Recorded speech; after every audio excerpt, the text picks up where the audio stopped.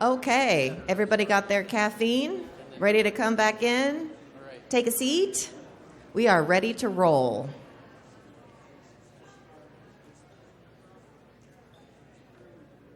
There comes the silence. Thank you, everybody. All right, we're ready to dive into our third speaker. But first, for our second speaker, first for introduction, I would like to pass the baton back to Senator Przanski. Thank you very much. We're going to go ahead and just kind of do a little official thing here. We'll call us back to order for all four of the committees. It's now our opportunity to welcome a formerly incarcerated advocate for social justice, Mr. Khalil Cumberbatch. Spent 7 years in the New York State prison system. Since his release in 2010, he has been working with the underserved and marginalized communities that have negatively been impacted by mass incarceration. He now serves as the manager and trainings at the Just Leadership USA, a nationally nonprofit dedicated group to cutting the U.S. corrections population in half by the year 2030. So, Mr. Cumberbatch, thank you very much for being here, and please welcome him.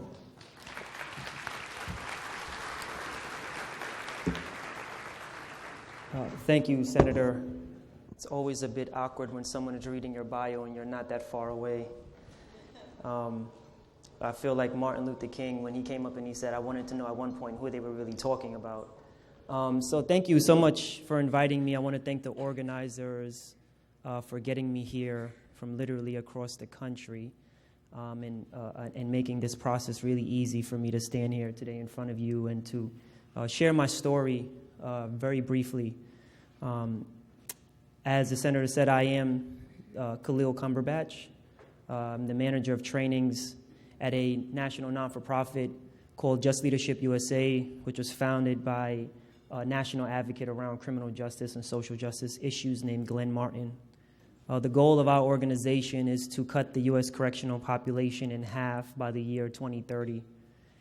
And we are not fooled to believe that if we were to actually do that, that we would somehow fix the system and right wrongs. But it was a way for us to push the field in general, to move away from incrementalism, to move away with the contentment of complacency and incrementalism, and to shock the field, to do something more bold and audacious. And I would argue and say that on some respects we've already done that. We plan to get to half by 2030 by empowering those who are directly impacted by the criminal justice system to lead criminal justice efforts. The slogan of "No more about us, without us" is a good way to really summarize that goal. And if we thought about other fields and other movements and other reform efforts, we would never have a conversation now around a particular issue without having those who are directly impacted by that issue intimately involved in the conversation, not just having a seat at the table, but actually having say-so in what was actually being talked about at the table. And if we used the issue of women's reproductive rights or LGBTQ rights, those are just two very easy examples to look at and see how those fields have understood the importance of having those voices directly impacted. And at Just Leadership USA, we've currently trained over 222 formerly incarcerated and or criminal justice involved leaders from across the country, 26 different states, including Oregon and including D.C. And we look at those leaders as the folks who are going to help to impact change in their local areas, whether it's on a state level or local municipality, or even on a federal level, to actually help us get to the ultimate goal of half by 2030. I also have the distinguished honor of being a lecturer at Columbia School of Social Work. I teach a class around mass incarceration, and it's a graduate level course. And I myself, who grew up in a neighborhood where higher education was something that I, at one point in my life, deemed to be unattainable, I actually find it very humbling that I'm in one of the oldest social work institutions in the country. But I don't come here today really wearing those monikers proudly. The one that the senator opened up with, and he talked about my criminal justice involvement, is what I actually come here today to talk to you about and with those lens. I served 6.5 years in the New York State prison system. And anytime that I talk and I share my story and I share my experience and I talk about the work that I'm doing, that doesn't really get people really to pay attention. But the point that I say that I served 6.5 years in the New York State prison system, that's the moment that folks kind of like perk up and pay attention, and I can see body language shift. Because what that means is that I don't look like someone who's been formerly incarcerated. And I've been told that many, many times throughout the course of my career. And the question that always comes to my mind is, well, what does a person who is formerly incarcerated really look like? And the answer to that is largely wrapped around racial issues. It's largely wrapped around socioeconomic issues. But the reality is that I stand here today in front of you as someone who may not look like I have had criminal justice involvement, but yet and still I have been formerly incarcerated. And it shapes the analysis that I have of not only the system in general, but also policies that are impacting communities of color. Because I come from firsthand experience. And it's not to minimize second or tertiary experience, but it is to say that it is quite different when someone is talking about the conditions in jails and prisons and a person has actually served time in jails and prisons. And again, I don't mean to minimize any of our colleagues in the field who have not had criminal justice involvement. But the same way that I would talk to a judge about law and listen very keenly because of their direct experience is the way that I hope that today you would listen to me with a level of attention largely based around my direct impact by the criminal justice system. So as mentioned, I flew in all the way from New York, and boy, are my wings tired. We've all heard that joke. I'm going to let that sit for a little while. But I come from a neighborhood in New York City called Southside Jamaica, Queens. And if anyone has ever heard of Southside Jamaica, Queens, I'm pretty sure that you've not heard of it in a positive context. It is one of 7 neighborhoods in New York City, which are 5 counties or boroughs out of 62 in New York State, that feed almost 70% of the New York State prison system. And I think that that's important for context because we're talking about neighborhoods that if you were to remove labels, if you were to look at them, pictures of those neighborhoods or looked at it from an aerial view, you wouldn't necessarily be able to distinguish which neighborhood is which. And what I'm trying to say is that those neighborhoods have the same makeup of people. They have the same makeup of commerce. They have the same makeup of stores, housing projects, police presence, drugs, teenage pregnancy, high infection rates of HIV and AIDS, Hep C, so on and so forth. And that's not to say that these communities have any role to play in any of that. Well, the community members in those communities have roles to play that largely dictate how those communities are. What I am saying is that these are neighborhoods that have historically and continue to be socioeconomically deprived and marginalized.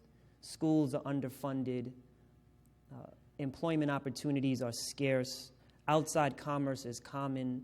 And these are just communities that, for the most part, have been heavily impacted by drug epidemics. And Southside Jamaica, Queens is no exception to that. In the mid to late 80s, Southside Jamaica, Queens was a neighborhood that was known for its rampant abuse of the drug known as crack. And we all know, and we could speak at length about what the crack epidemic has done to communities of color and to other communities across the country. So I'm going to spare us that part. But I am going to say that when I moved into Southside Jamaica, Queens, in the early 90s, it was on the tail end of this war on crack and the war on drugs, all the way from a federal level all the way down to a local level. And growing up in that neighborhood and walking in that neighborhood and playing and having friends in that neighborhood, it became commonplace for you to see activity that you knew as a young child was illegal, but yet and still it was normalized in many respects. And growing up, you start to believe that that's actually normal. And you start to believe that if this is happening to you, then it must be happening to other people across the country. And within that context, you start to see things like older people or people older than you, people that you may look up to, people that you may idolize in some sense, as it is easy for young children to do, to be arrested and to go to prison and then to be released without any real efforts to reform them or to give them the resources that they need to actually make a living for themselves and their families, and then they go right back to do exactly what it was that got them to prison and jail in the first place. And then that becomes normalized. And all of the activity that comes with that becomes normalized. And for me, growing up in that environment, it became very normal for me to carry a firearm. And because of my experience growing up, I realized at a very young age that the power of a firearm is one that it's scary in many respects. The first time that I've learned the power of a firearm and how it can change someone's behavior was when I had one stuck in my face at a very young age. So growing up in this neighborhood that was tough for many reasons, carrying a firearm was something that I ultimately ended up doing. And ultimately that led me to commit a robbery of 2 white women in New York City, Park Avenue and 96th Street. And it's not necessarily what we took that landed me in state prison, but it was who we took it from. If anyone knows anything about New York City, Southside Jamaica, Queens is very much different from Park Avenue and 96th Street. And the judge punished us because we were 4 black and brown children leaving our neighborhood, Southside Jamaica, Queens, and coming to a nice part of New York City to commit a robbery. And ultimately, I ended up with an 11-year prison sentence and served ultimately 6.5 years of that. Came home in 2010 and began my reentry as someone who, 1, did not want to go to prison, and 2, wanted to create a different legacy for myself and my children. I wanted my children at one point in their life to look back on the legacy that their father left and be proud of who he was. And I felt like the day I left prison, had I died, that legacy would have not been that. And I worked really, really hard to rebuild myself. I successfully completed community supervision, and I started a graduate-level program, which means that I completed an undergraduate-level program, started a family and got married and was an engaged community member, and was home for about 4 years when, on May 8th, 2014, Immigration Customs Enforcement came to my home 7 o'clock in the morning to arrest me because of the criminal conviction that I had had up until that point more than a decade ago, and based on the fact that my mother and I migrated here as legal permanent residents from my native country of Guyana. Fast forward, I was held in immigration detention for 5 months and was ultimately released when the government decided that everything that I had done in the previous 4 years of my life warranted me being released and my deportation, my almost imminent deportation, to be put on hold. And unlike my incarceration of 6.5 years, the 5 months that I endured in immigration detention came at a very different point in my life. I had 2 young children. I had, had stake in the community and knew that what was happening to me was not only happening to me, it was happening to my family, particularly my 2 young children. The day that I was released from immigration detention, October 10th of 2014, my oldest daughter was there at the courthouse. And when I walked out of the courthouse and she hugged me and she told me that she had forgiven me because she was struggling with this idea that bad people go to jail and good people don't, and Daddy is a good person, but yet and still he was in jail.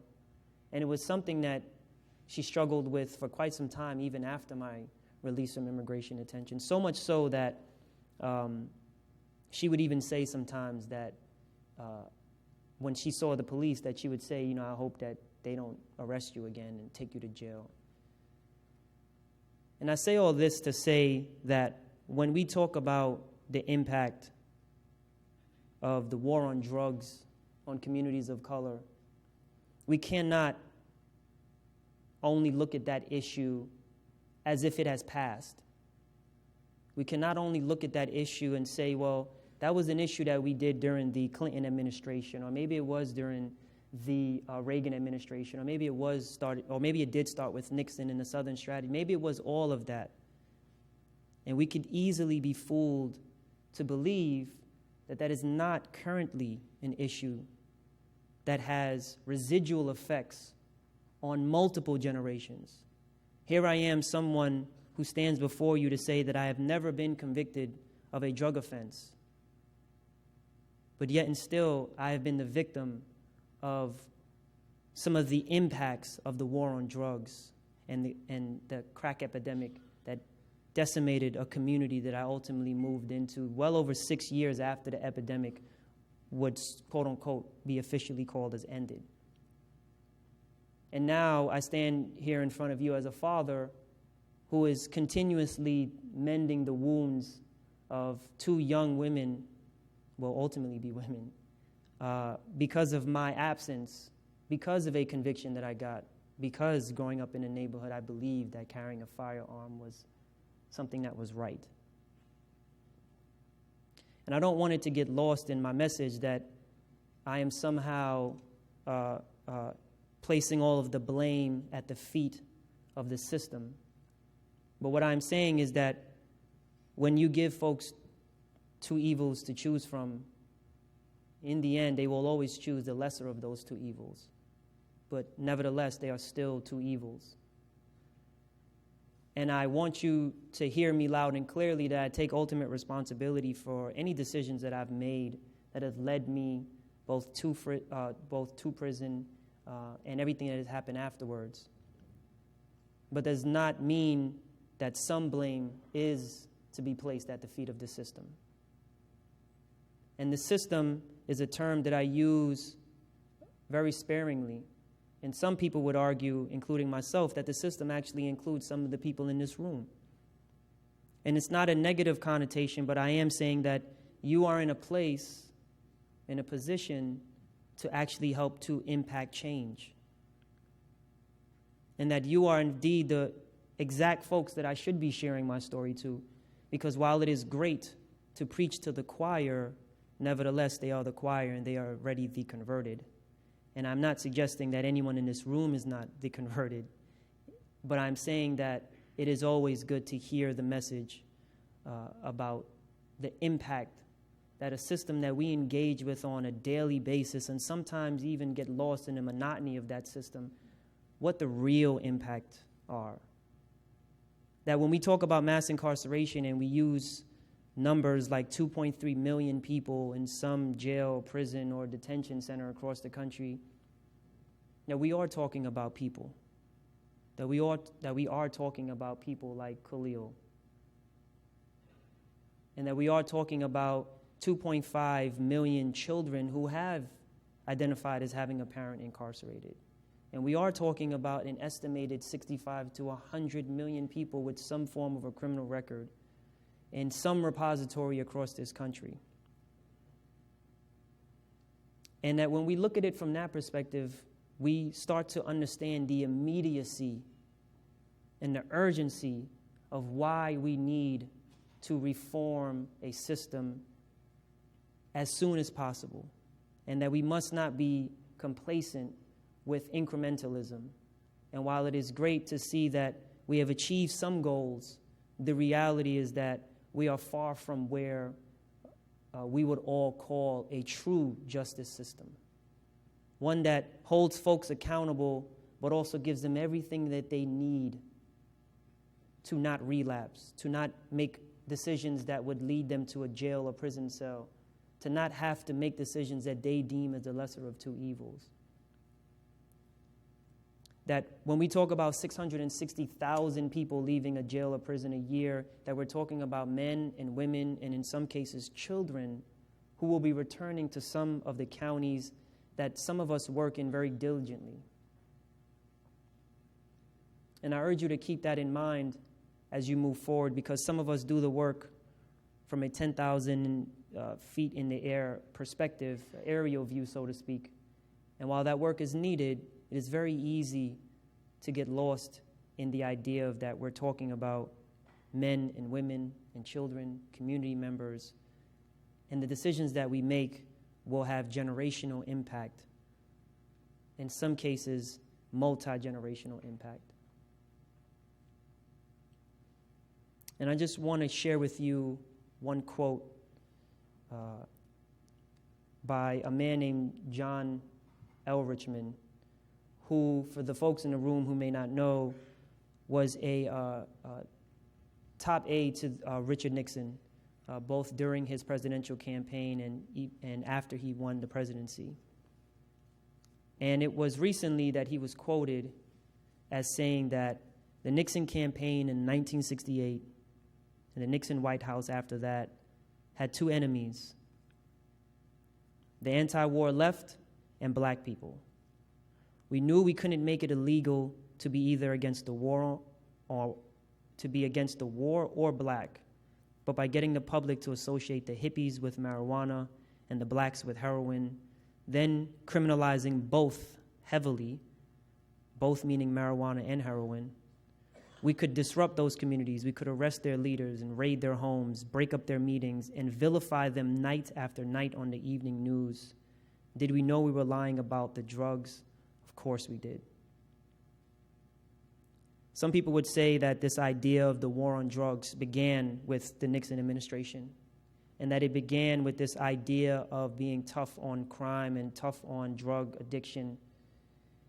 Ultimately, what turned out to be coined and termed as the Southern Strategy, we now hear from one of the chief strategists in that administration that this was very intentional, that we in this room are dealing with the residual effects of what people concocted in a room to be let loose on communities of color who did not know that any of this was coming, and that their only crime, so to speak, was being against the war or being black. Again, I say this and I share this to not place blame at anyone's feet, but to show you that there is context into what we are currently battling with. And if we are fooled to believe that because we have a Democratic or Republican president in office that some things can and cannot be done, the reality is that we cannot be complacent with that. That even in the face of oppression and tyranny, we must double down on our rhetoric and our values as Americans to believe that the change that we want to see in the criminal justice system and other systems is one that can happen, but sometimes we need to also believe that it must happen. Because all too often, we fool ourselves to believe that although it can happen, that now is not the time. That we could just wait until another administration comes in office, or maybe we should just wait until the next midterm election. But the reality is, we, the people in this room, are responsible for what will happen, what our story will be 50 years from now, the same way that we look back on the civil rights era and we ask ourselves, where were the good people in this fight? The same will be asked about us.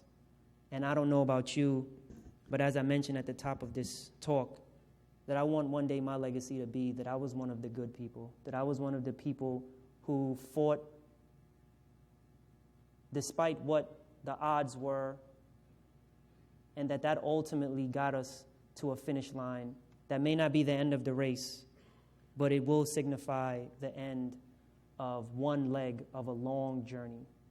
So I thank you for inviting me here, for listening, for hearing my story, and for ultimately the work that you do on a daily basis. It's very important for us at Just Leadership USA to understand that it's not just the folks on the East Coast or middle of America, but it is folks in Oregon doing work to help reform the criminal justice system. So I want to thank you.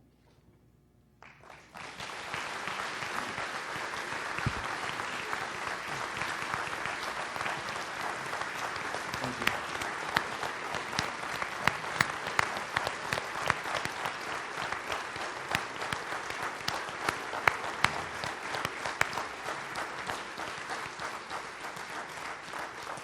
Thank you so much. Thank you, Mr. Cumberbatch, for being here. It's wonderful to hear your story and your perspective. We do have some time for some questions. I will, pose the first one, maybe one that seems to be obvious based on your statements. Sure. Knowing the history does repeat itself, do you see similarities from the Nixon era and therefore forward to the rhetoric that we've heard from the current president through his campaign and now the starting of his administration? Yeah. So, I work at a non-for-profit, right? So I have to be bipartisan in my answer.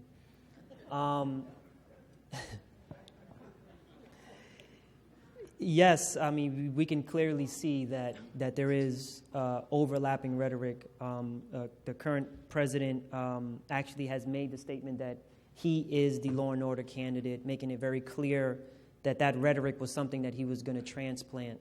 And ultimately, law and order rhetoric and those terms are really dog whistle politics and really ways to really talk about how you're going to implement policies that are going to undoubtedly have negative impacts on Black and brown communities. So yes, I do see overlap in that.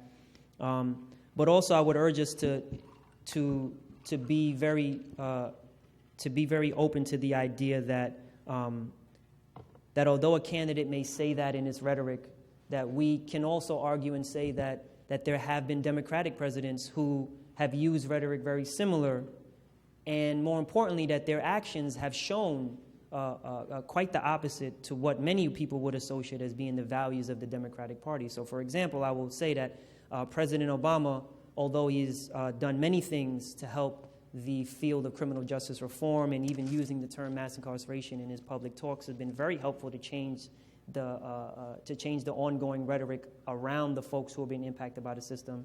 The reality is that he also left the office as being the deporter-in-chief, a moniker that was given to him for deporting more people than any other sitting president ever. It was under the Clinton administration that we saw the implementation of what we now know as the 1994 Omnibus Crime Bill, which also had parts built into it that largely expanded the category that we now call, in terms of immigration policy, aggravated felony. So I say to say, although, yes, we do see a lot of overlap in the current administration and past administrations, that even after this administration ends, we can't be fooled to believe that if we can just get a Democrat in there, then everything will be all right. Because the reality is that, history has shown us that the minute that we say that is we are susceptible to policies being implemented that are actually contrary to what our goals are. Thank you. Representative Knowles. Thank you, Senator. Mr. Cumberbatch, what sort of policy suggestions would you have for us as lawmakers, or what things would you ask that we examine so that we can help make progress toward your organization's goal? Yeah, thank you for the question. As a judge, at least how I understand it, you have to take all matters into consideration before you sentence a person, meaning familial ties, community ties, any work experience, anything along those lines. I think what would be helpful is, I think sometimes we look at someone's story and their life and we can tell that they haven't been given many opportunities.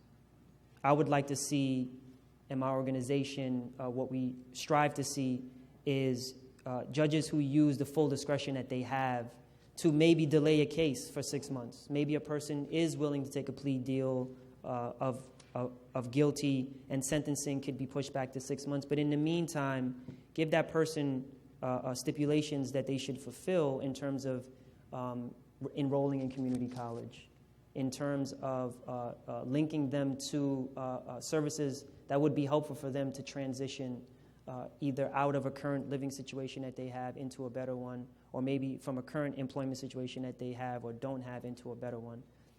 So I guess my answer is that utilizing the full resources that you have available to you, to not necessarily just deem how much jail time is exactly the right punishment for this person, but saying what resources does this person need that ultimately when they go into the jail system, that they would have some resource or they have some experience and or resources available to them once they leave the jail and prison system. Other questions? Mr. Cumberbatch, thank you very, very much for your time. We really appreciate you being here today. Thank you. So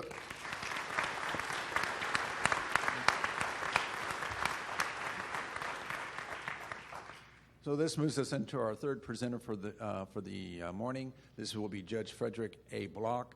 It's our opportunity here at the What's Work Conference to have an individual who is cutting edge in his field as to looking at some of the unintended consequences. The Honorable Judge Frederick Block was appointed to the U.S. District Judge at the Eastern District for New York, and also sits in the Ninth Circuit Court of Appeals on panels.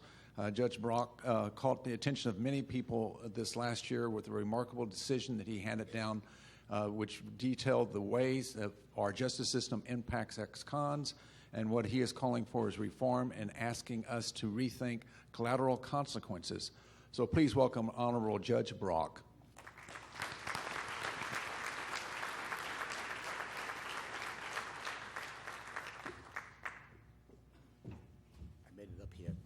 Thanks for telling me my middle name is A. I love that label, but it's not A and it's not Z. It's just Frederick Block. My parents had no imagination whatsoever. I hope their son did better, though, in the course of his lifetime. So I'm here to talk about collateral consequences. And when I wrote this decision called Nesbitt, I had no idea what the collateral consequences would be by reason of the fact that a judge from Brooklyn put pen to paper and write about this important subject matter. But I must tell you before I say anything about that, I've had some wonderful collateral consequences as a result of that decision. I never realized I'd be invited to speak here today. My hat's off to all that you do here to make the law relevant and to examine it and to continue to do the wonderful things you do, to be open-minded about what can we do to constantly improve our criminal justice system.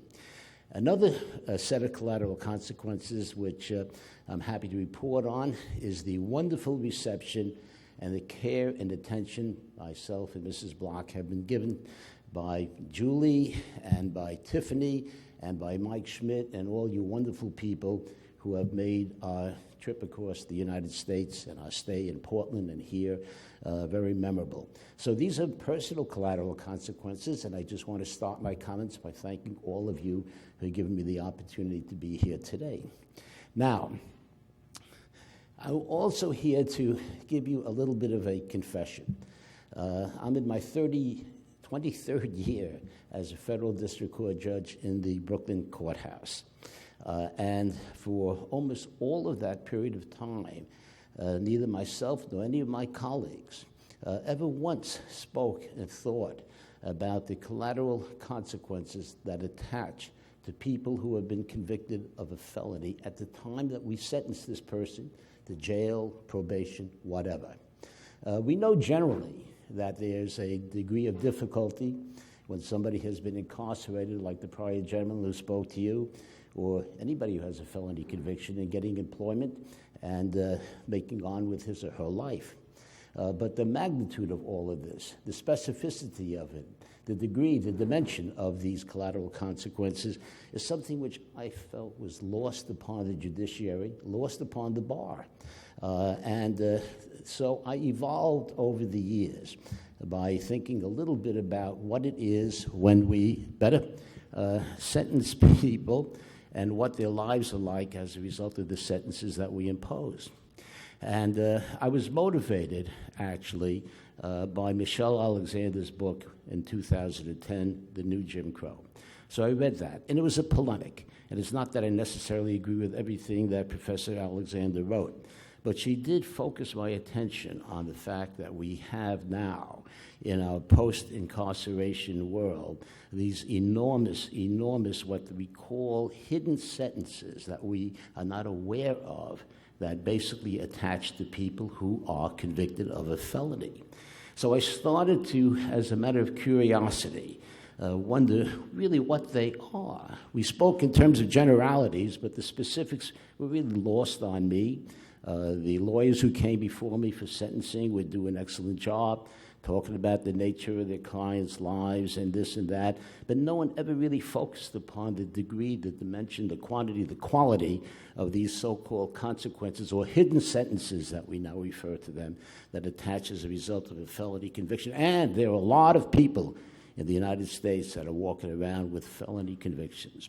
The last numbers I looked at show that over 15 million working-age people have felony convictions.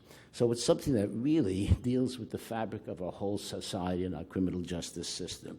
So after I read Professor Alexander's book, I said, well, what are these all about? The ABA came down with a study which shocked me, and I don't know whether it shocks you.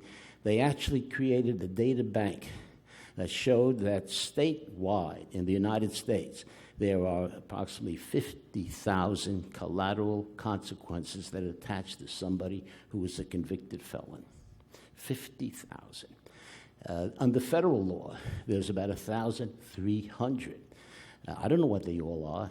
I have no idea. The lawyers don't know what they all are about. But then we go about and we sentence people to jail. So the thought struck me. I cannot legislate change. It may be even awkward for a federal court judge to dare to say to the legislators here what they should do, but I'm going to do it anyway because I think that judges have an obligation to share with the public things that they learn about as a result of, sitting on the bench, not to keep it in pectora, because otherwise there's no possibility for awareness.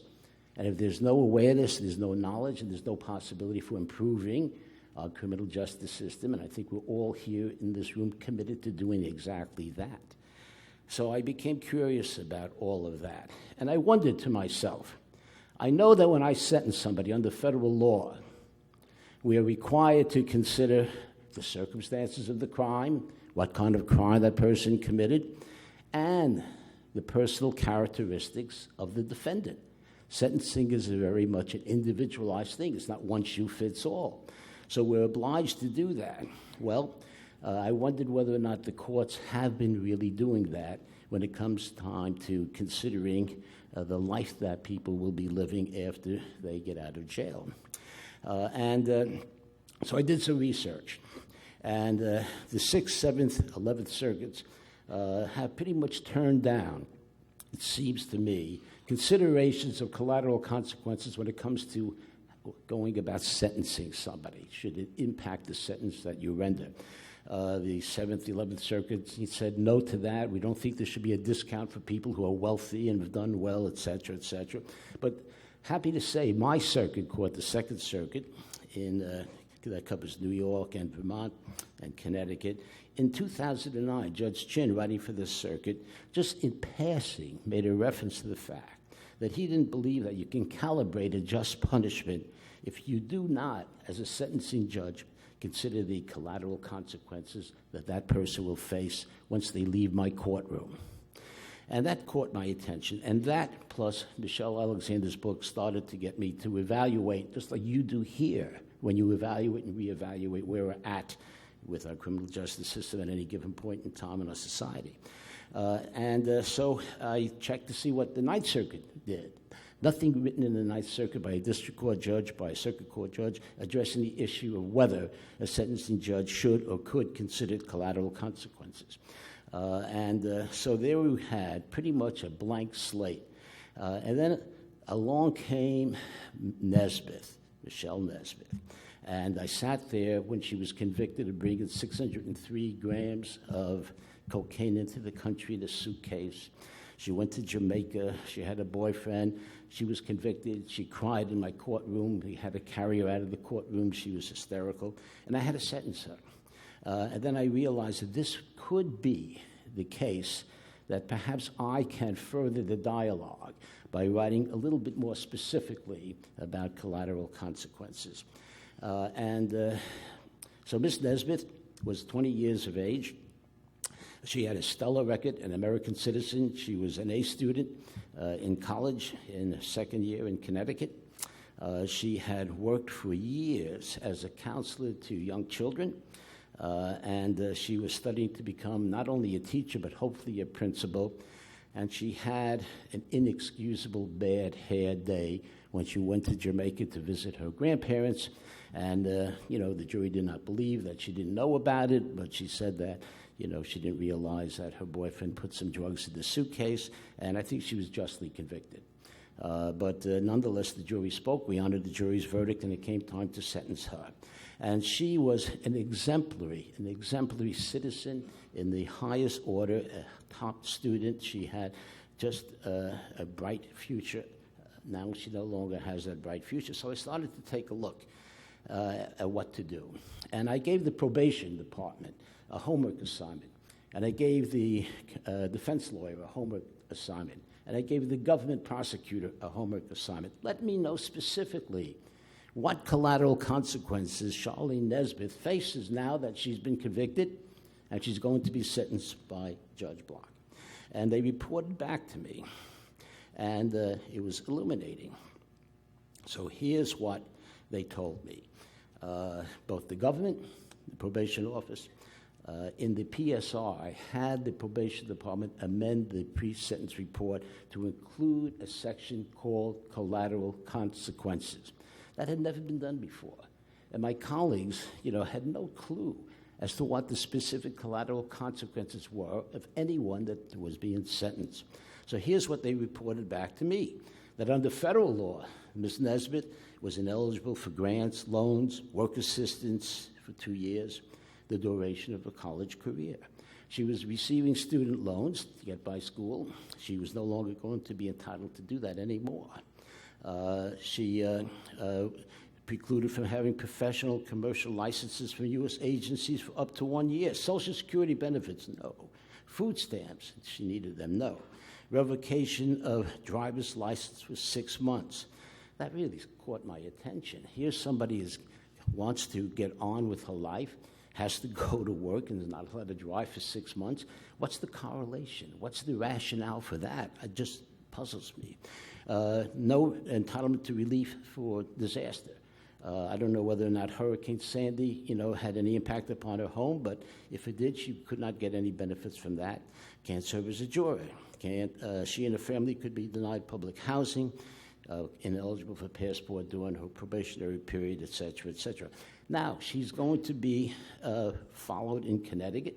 The probation department there will be supervising her probation, sentenced to 1 year probation. So Connecticut law is impacted, just like Oregon law would be impacted if we had somebody living in Oregon who was convicted in felony court. So under Connecticut law, she can't vote while on probation, can't serve on jury for 7 years, can't receive teaching certificates for 5 years, and forever, in the discretion of the State Board of Education, cannot adopt a child for 5 years, may be ineligible for public housing. Wow. I mean, I can go on and on and on, but what an eye-opener. So the whole idea and the concept, I thought, that judges ought to be aware and mindful of the collateral consequences facing anybody who's been sentenced by them, I thought was paramount. I thought it was important. That gave birth to my writing the Nesbitt decision and the wonderful collateral consequences that followed. It got a lot of national attention, and I think it's been an eye-opener, hopefully, an awareness for judges, for prosecutors, for the probation department, et cetera, to be more sensitive about really what we're doing when we sentence somebody to jail and what a true punishment is. because a person is punished for the crime they commit in terms of the incarceration or whatever, but they're also punished severely for what happens after their sentence is completed. And I thought that we must have a dialogue and an awareness and pay some attention to all of this. Now, it's not just an idle conceptual thing. In the EDNY now, we have probation people out here. Our probation department has to have a section in the PSR that's called collateral consequences. The judge, in his or her discretion, can do what he or she wants, but at least they have to be made aware of the realities of what their sentences are all about in terms of the totality of how it impacts the person that they're sentencing. 10 days from now, on February 27th, you may or may not know this, there's going to be an argument in the United States Supreme Court in the case of Patcherton versus the state of North Carolina. The National Association of Criminal Defense Lawyers has written a terrific amicus brief, and it's all about collateral consequences. Why? Because this was a sex offender case. I don't have a lot of empathy for sex offenders. I'm sure a lot of you are concerned about these types of things. There's sex registries that they have to be a part of. But there's also a statute, a collateral consequence statute in the state of North Carolina that requires anybody who is on the sex registry to not to access any social networking website at all for those that might use it who might be under 18. Well, that's everybody, right? No social networking website if you're on the sex registry in North Carolina. The defendant was convicted of a felony for violating that collateral consequence after this person was out of jail, for posting a message on Facebook praising God for the dismissal of a traffic ticket. Believe it or not, that case is going to be argued February 27th in the United States Supreme Court, and the certified issue is whether or not barring the use of social media websites by sex offenders violate the First Amendment. Now, if the amici have their way, they're encouraging the Supreme Court to write about collateral consequences. And maybe next year at this time, you'll have some of the justices of the Supreme Court speaking to you instead of a lowly district court judge from Brooklyn. But they are going to hopefully be, for the first time, ask themselves the question, oh, wait a second. There's got to be some correlation, some relationship between these collateral consequences and what you're trying to accomplish as a society. And a lot of these, obviously, would violate the Constitution. And this is the first batter up as to whether this particular collateral consequence violates the First Amendment. I think it's going to be opening up the door to a lot of this. I think you're going to have more and more conversations at meetings like this about all of that. So, naturally, since I was invited, happily so, to come to Oregon with my wonderful wife, Betsy, to come speak to you today, I thought, as a hopefully conscientious judge, I should take a peek and find out what the Oregon collateral consequences are that you have here in this room today. And I, don't have a list of every 1,000 one, but I have them broken down because I have a very good law clerk who tells me this is what it is. You have 709 collateral consequences in the state of Oregon affecting employment opportunities, 709. You have 18 affecting government benefits, 154 affecting civic and political participation, 44 affecting housing. Now look at some silly ones, just to trigger your thoughts a little bit here about how important it is to take a hard look at what you're doing here, let alone through the rest of the country. For controlled substantive offenses, you have 196, including, believe it or not, if you are guilty of a controlled substance offense, you cannot ever be a black bear cougar agent for the Department of Fish and Wildlife. Did you know that? That's an important collateral consequence. That should stay on the books forever. Any felony triggers the following: 400 some odd. Can't be a court interpreter, even if you speak 17 languages. Can't be a massage therapist. That may not be a bad idea. I don't know. Can't be a telemarketer. Can't receive free, appropriate public education. Can't be denied apartment rental by a landlord. So we can go on and on. You get the idea about the degree of difficulty that somebody who is saddled, the 15 million people with a felony conviction face that we don't even know about when we come time to sentencing them. So we know there's a great correlation. There's statistics all over the ballpark about the degree of difficulty in getting employment. There's one Illinois study that struck me recently. They documented only 8% of people employed for a year are recidivists, compared to the state average of 54%.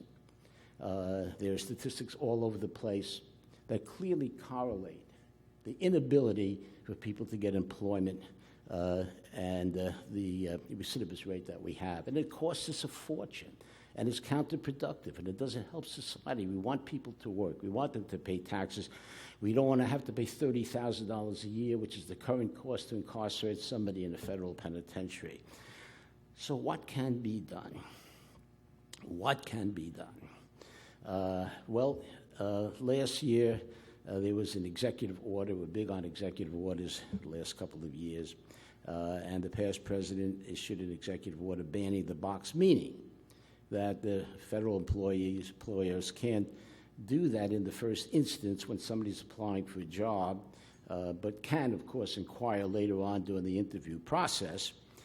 24 states have done that since the executive order was signed by the president in 2015, including, happily so, the state of Oregon. I don't think, I'm going to be a little critical of Oregon in a second, too, so hold your applause. I don't think that that's nearly enough, but it's at least conceptually something in the right direction. Doesn't mean you have to employ somebody who has a felony conviction, but you have to give them a fighting chance to at least be interviewed and to speak. But jobs are the key. And are we doing enough to find employment for people who are saddled with the burden of not being able to get employment in the regular workforce because of their felony convictions? You have to have people have hope. You have to give them employment. We know the statistics. We know the correlation. Is the state of Oregon, the state of New York, the state of Connecticut, all of us, are we doing enough to really see to it that people are having an employment opportunity? Do we have state agencies in Oregon, for example, that really take the lead and the responsibility to getting people employment? It's not an easy thing to do, but I think that the state can serve a terrific, terrific responsibility here.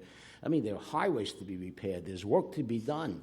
And I think that it's something that maybe is worthy of thought. Are you doing enough as a state to facilitate people to be employed after they have received a felony conviction?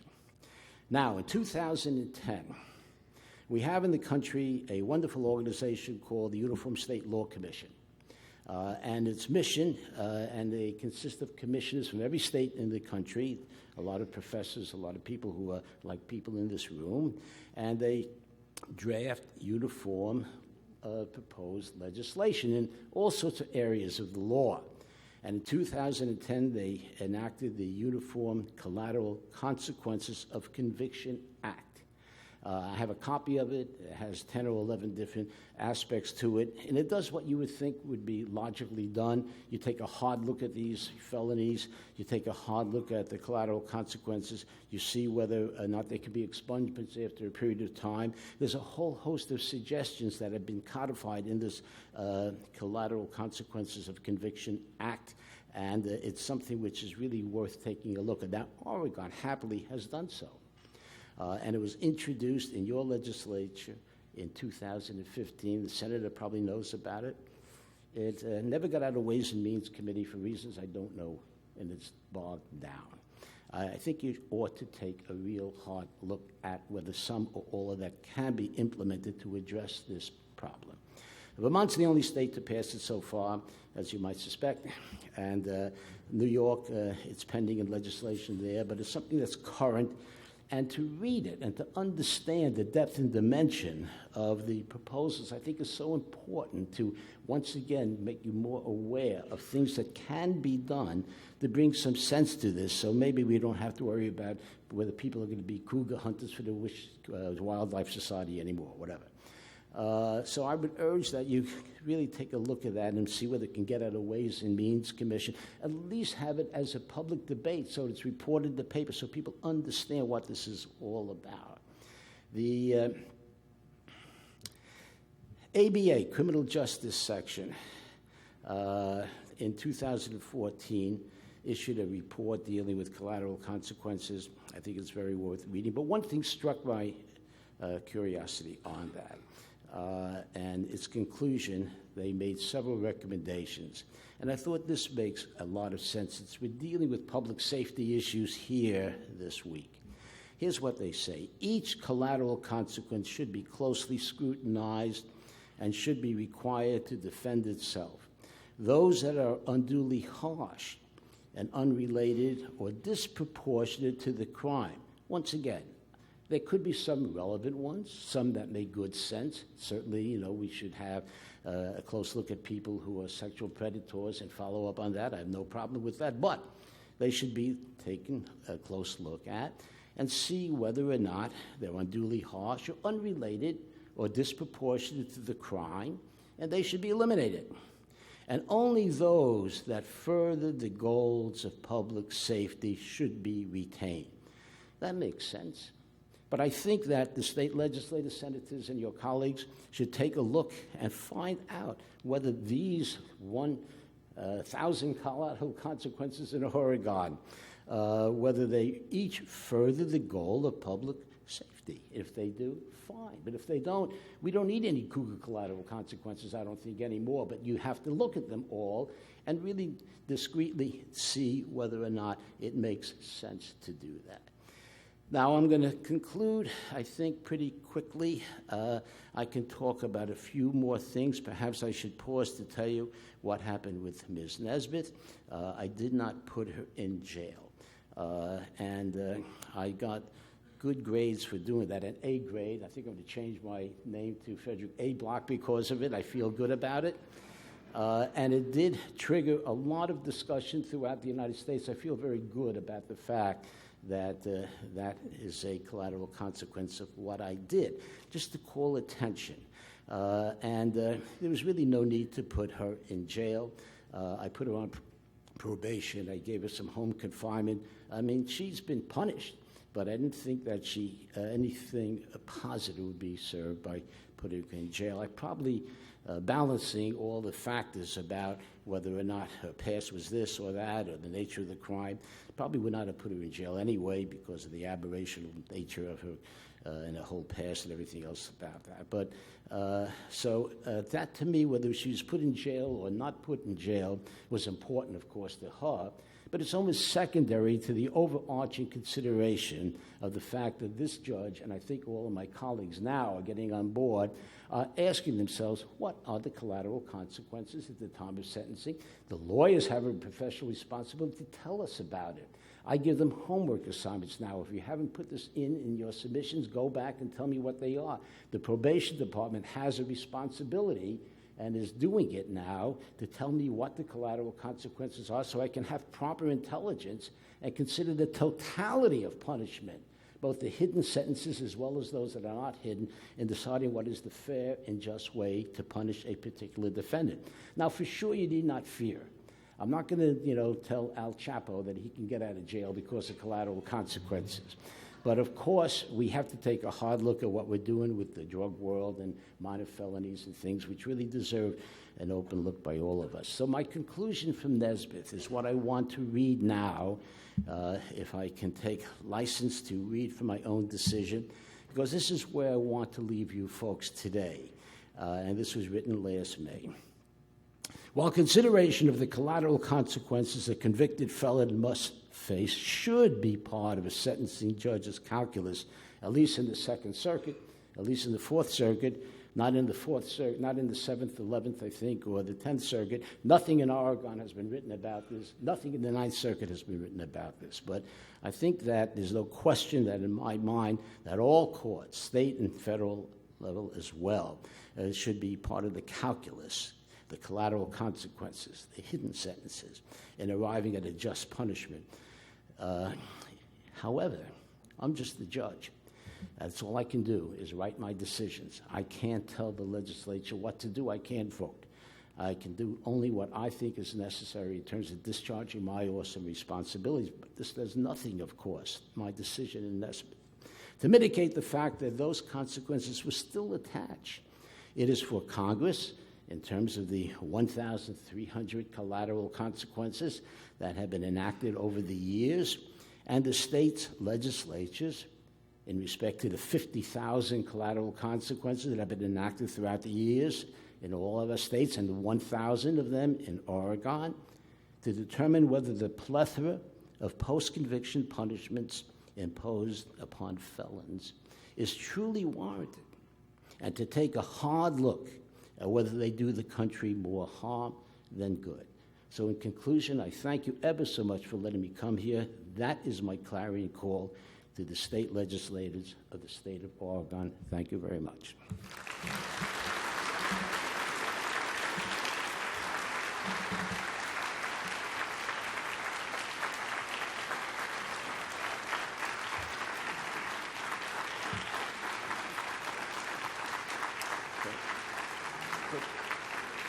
Any questions? Am I free to go back to Brooklyn now?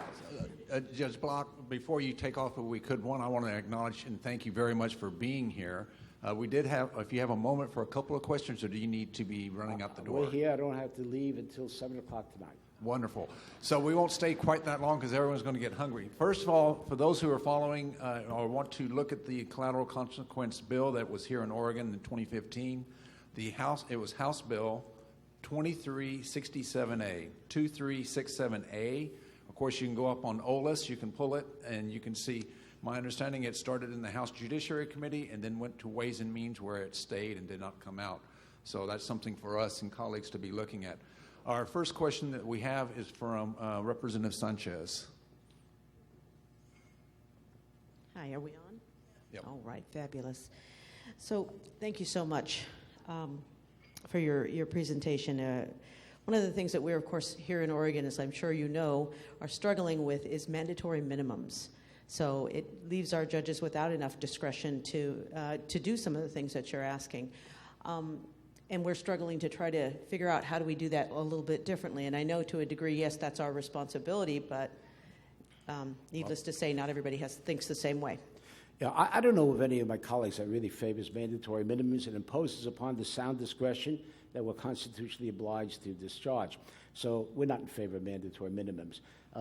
We were concerned when Booker was decided by the Supreme Court some years ago, opening up the discretion that federal court judges have, that Congress might retaliate by imposing more mandatory minimums. Happily, that has not happened. We have most of them deal with serious drug cases and child pornography. We have on the federal level some very harsh mandatory minimum child pornography dynamics. And on the drug level, we have a number of them. Now, a lot of this realistically, the legislature has to take a hard look at that, because you're taking away discretion from the court. And I think that's a serious matter. I mean, we are supposedly educated and responsible jurists, and I think my colleagues are that way throughout the United States. And I think we ought to have the discretion to do the right thing, because sentencing is individualized in each case. So there's this tension between Congress and the judiciary in terms of who should have the power to sentence people. And I think it really is with the judiciary and not with Congress. So we're very leery and concerned about mandatory minimums. Realistically, the judges are on the receiving end, because it's the prosecutor's office that exercises the sound discretion in the interests of justice as to how to charge a defendant. So if they want to charge somebody so it triggers a mandatory minimum, we can't do a thing about it. Happily, in the Eastern District of New York, I think we have a wonderful office there. I think they're very responsible. We get few mandatory minimum cases because I think they're sensitive to the fact that they are taking away the discretion from the court. We do have a handful, and usually they create some problems and tensions.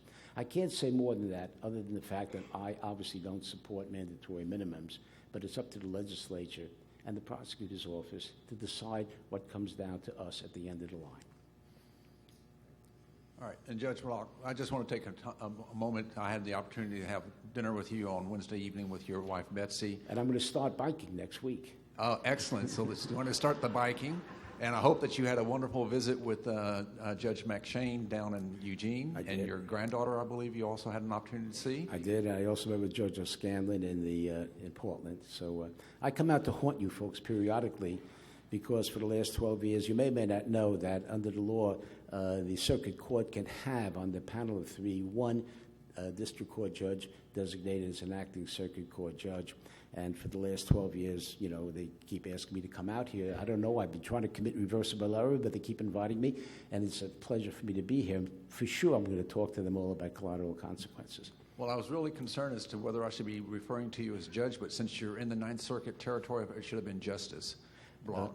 So we want to thank you very, very much again for coming out and sharing your story and your perspective on how collateral consequences do, in fact, have an impact much longer and broader than many people would can see. I also want to thank all of my colleagues for being here today, as well as all the participants. If you will just stay seated for a moment, we're going to have Abby Stamp will be back up. Abby's going to give us a little bit more direction as to what happens next here at the conference. And so thank you very much for all of our presenters this morning and for all the attendees for being such attentiveness to the presentations. Great.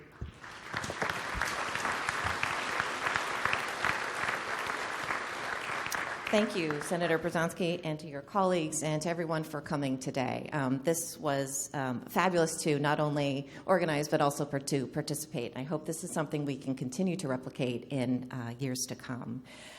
I was just going to tell y'all to go eat, but I have a couple things I want to make sure I say first. There's a few policy and legal themes that emerged. We do what we can to create an agenda that has some thematic and some consistency so that we can all walk away with a singular message. But I want to highlight just a couple. One is that incarceration and prosecution is often not the right response for addiction. We need to invest in forensically responsive treatment and accompanying services, including housing and employment opportunities. We need to decrease collateral consequences to increase an individual's ability to thrive and find recovery. And piggybacking on some of the discussions from this morning and from yesterday, please be diligent. Take informed and calculated risks, make policy and legal changes that have positive impacts on our communities of color to decrease racial and ethnic disparities in our criminal justice systems. So with that, lunch is going to be a little perhaps chaotic, but that's okay. So we've got representatives from across the state of Oregon, and we've got, the actual representatives and senators from across the state. Please go take lunch and find your colleagues from your jurisdictions. We can talk about justice reinvestment funding. We can talk about all of the legal and policy and political issues that individual jurisdictions are grappling with. Again, thank you so very much and enjoy lunch. And we're adjourned. And all the committees are now adjourned.